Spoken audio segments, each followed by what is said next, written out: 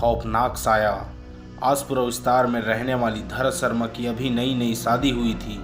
शादी के 2-4 दिन बाद ही पति दिलीप को ऑफिस के काम से 1 हफ्ते के लिए दुबई जाना पड़ा। धरा अपने अनुभव के बारे में बताती है कि एक रात जब वह अपने कमरे में अकेली सोई हुई थी, तभी अचानक उनका टीवी चलना शुरू हो गया, जिससे वह चौंक गई। उन्होंने तुरंत उठकर टीवी बंद कर दिया और फिर से सोने की कोशिश करने लगी। थोड़ी देर बाद ही उन्हें महसूस हुआ कि उनके बगल में बिस्तर पर कोई लेटा हुआ है। टीवी की अपने आप चलना और फिर किसी की मौजूदगी का एहसास होना घर में अकेली लेटी महिला को डरा देने के लिए काफ़ी था। धरा जिस करवट लेती उसी करवट लेटी रही। उन्हें समझ नहीं आ रहा था कि करे तो करें क्या।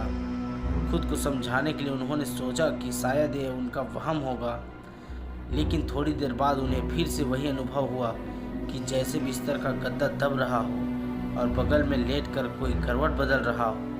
बहुत हिम्मत जुटाकर वो बिस्तर से उठी और पीछे पलट कर देखा, वहाँ कोई नहीं था। लेकिन जब उनकी नज़र गद्दे पर पड़ी तो धरा का दिल दहल गया। गद्दा नीचे की ओर दबा हुआ था और ऐसा दिख रहा था जैसे उस पर कोई इंसान लेटा हुआ है। अब वह चिल्लाना चाहती थी, पर खौफ और डर के मारे उनके हलक से आवाज़ तक नहीं निकली। दिल की धड़कन बहुत तेज हो चली थी।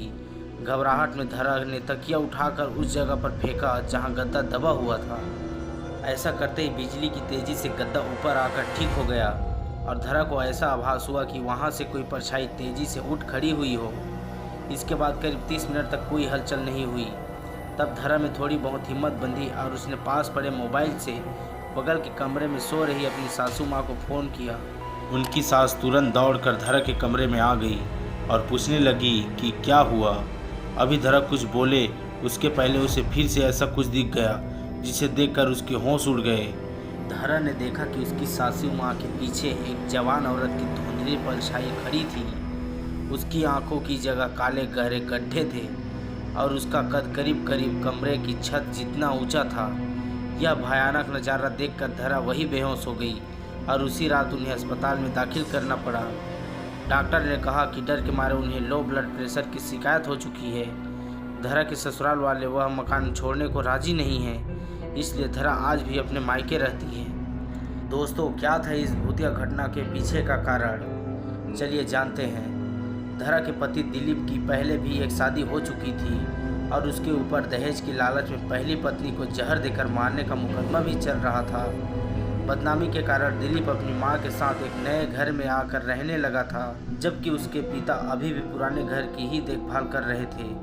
धरा के परिवार वालों को शादी से पहले यह बात पता नहीं चल पाई, लेकिन इस भूतिया घटना के बाद जब धरा ने दिलीप को आप बीती सुनाई, उसने पहली पत्नी का राज खोला। हालांकि उसका कहना था कि पत्नी को उसने जहर नहीं दिया था, बल्कि उसने खुद ही जहर खाकर जान दे दी। अदालत ने अभी भी ये मामला लटका हुआ है। दोस्तों, यह कहानी आपको कैसे लगी हमें कमेंट करके ज़रूर बताएं और भी ऐसे मज़ेदार कहानियों के लिए हमारे चैनल को सब्सक्राइब करें। धन्यवाद।